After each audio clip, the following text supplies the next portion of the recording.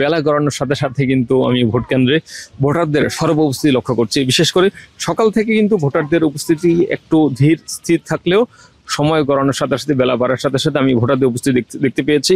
বিশেষ করে তরুণ ভোটার এবং বয়োবৃদ্ধ ভোটার। আমি দেখেছি আমার ভোট কেন্দ্রগুলোতে তরুণ ভোটারদের পাশাপাশি বয়োবৃদ্ধরা তারা কিন্তু কেইন কিংবা স্ক্র্যাচ করে ভর করে তারা কিন্তু এসছেন ভোটাধিকার প্রয়োগ করতে। একই সাথে দেখেছি যে পরিবারের ছোট ছোট শিশু সন্তানদেরকে নিয়ে বাবা মারা এসছেন ভোটাধিকার প্রয়োগ করতে। আমি বেশ কিছু পরিবারের সাথে কথাও বলেছি, তারা বলছেন যে আগামী দিনের কথা চিন্তা করে, ভবিষ্যৎ চিন্তা করে তাদের সন্তানদেরকে অর্থাৎ সুনাগরিক হওয়ার জন্য যে বিশেষ বিষয়গুলো প্রয়োজন তাদের সচেতন করার জন্য এবং ভোটাধিকার প্রয়োগের গুরুত্ব তুলে ধরার জন্য তারা এখানে এসছেন। আর যেহেতু ভোট কেন্দ্রগুলো থেকে 50 গজ দূরে থেকে আসলে সংবাদ সংগ্রহ করতে হয়, এই কারণে খুব বেশি কাছে যাওয়ার সুযোগ নেই। কিন্তু তারপরেও আমরা দেখতে পেয়েছি যে একটু পরপরই আসছেন, বিশেষ করে ধর্মমত নির্বিশেষে সব ধরনের ভোটারদেরকে আমি দেখেছি এখানে তারা ভোটাধিকার কেন্দ্রে এসছেন এবং ভোটাধিকার প্রয়োগ করছেন।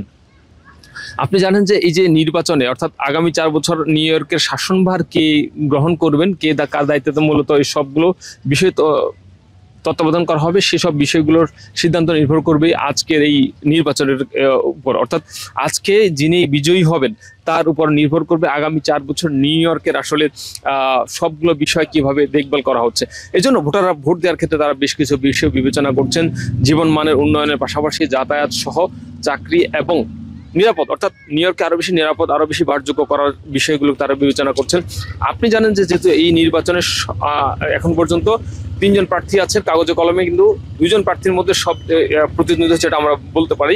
বিশেষ করে ডেমোক্রেটিক প্রার্থী জোরান মামদানির পাশাপাশি স্বতন্ত্র প্রার্থী অ্যান্ড্রিউ কুমো, যিনি বর্ষিয়ান রাজনীতিবিদ, এর আগে যিনি আর্লি ভোটে যিনি মামদানির কাছে হেরে গিয়েছেন।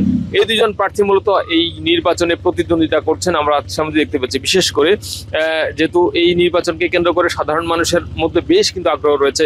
আমরা আর্লি ভোট দেখেছি, আর্লি ভোটে দেখেছি যে এখানে প্রচুর মানুষ আর্লি ভোটে ভোটাধিকার প্রয়োগ করছেন। তো বেলা গড়ানোর সাথে সাথে যেহেতু 15 ঘন্টার একটা ম্যারাথন সময় আছে, আর আজকে কিন্তু মানে এই যেহেতু শীতকাল এসেছে, আপনি দেখছেন মানুষ ভারী জামা কাপড় চাপিয়ে কিন্তু ভোট কেন্দ্রে এসেছেন ভোটাধিকার প্রয়োগ করতে। বেলা গড়ানোর সাথে সাথে ঠান্ডা যেমন বাড়বে ভোটারদের উপস্থিতি এমনটাই আশা করা যাচ্ছে। যেহেতু সময় গণনার সাথে সাথে ভোটাররা ভোট কেন্দ্রে উপস্থিত হয়ে ভোটাধিকার প্রয়োগের মাধ্যমে নিজের নাগরিক অধিকারগুলো বাস্তবায়ন করতে যাচ্ছেন। সব মিলিয়ে এই যে এই ভোটার পরিবেশ কিন্তু ইতিবাচক দেখা যাচ্ছে। অত ক্রমান্বয়ে যেহেতু আমরা এর আগে নিউ ইয়র্কের দেশে দেখেছি যে 23% ভোটার তাদের ভোটাধিকার প্রয়োগ করেন, তবে এবার আশা করা যাচ্ছে তার চেয়ে বেশি ভোট প্রয়োগ করা হবে। বিশেষ করে যেহেতু আর্লি ভোটে প্রায় 15% বেশি ভোট দেওয়া হয়ে গিয়েছে। তো আজকের দিনের জন্য যেহেতু 5.5 মিলিয়ন ভোটারের মধ্যে আরো প্রায় 4 মিলিয়ন 4.5 মিলিয়নের মতো ভোটার রয়েছেন, তারা হয়তো আজকে এখানে ভোটাধিকার প্রয়োগ করার কতজন ভোট প্রয়োগ করে সেটা দেখার বিষয়। তো আমার কাছে এই ছিল এই ওজন পার্কের একটি ভোট কেন্দ্রের সামনে থেকে সবশেষ তথ্য। নিউ ইয়র্ক থেকে সম্প্রচারিত TVN 24 টেলিভিশন, বিশ্বজুড়ে বাঙালির কণ্ঠস্বর।